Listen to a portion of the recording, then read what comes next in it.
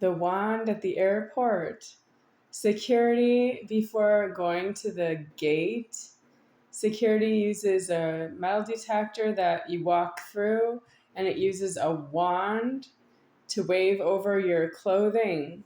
And if it beeps, then you have to take everything out of your pocket so they can see if you have anything metal in there that's beeping.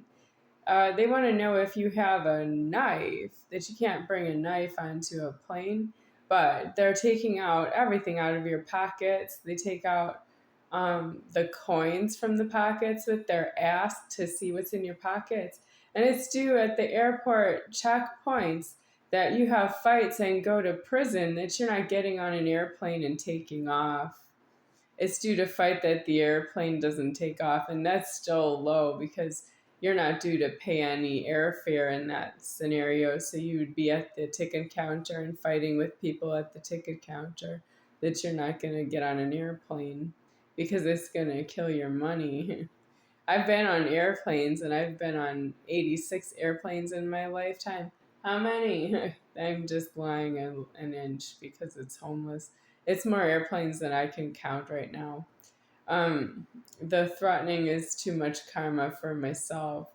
I'm not going to fly the airplanes again. I didn't mean to fly them this time because I did have the order when I was first alive. It was just myself in my house. The home invasion into my house turned into a worldwide disaster, and nobody went to the prisons because they were all, following one another around the public. And that turned out to be a lot of air traffic control problems in my leverage. It's taking me a long time to get deceased when the pressure is on with all the meters running, meters for food money, meters for travel, meters on my health. I'm not supposed to have health because I'm God and I have health and below health. I have surgery on my leg that's really not significant at this time, but it was elsewhere. There's no way to tell you that it just went very low because you don't stop the threatening.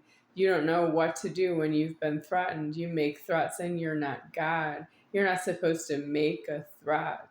You're not God. I am God. I make threats, but you threaten the threatening from myself, and I am God.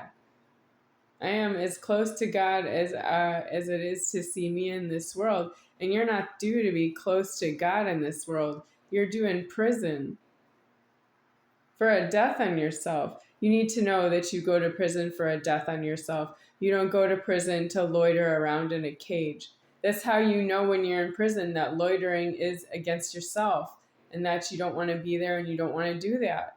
You want to die in God. You need a good death when you're in a prison. It's an unclean death, but it's a good death compared to what I saw in the public over 45 years of my life. That's you not knowing how to even get into a prison and to strive for a death for yourself.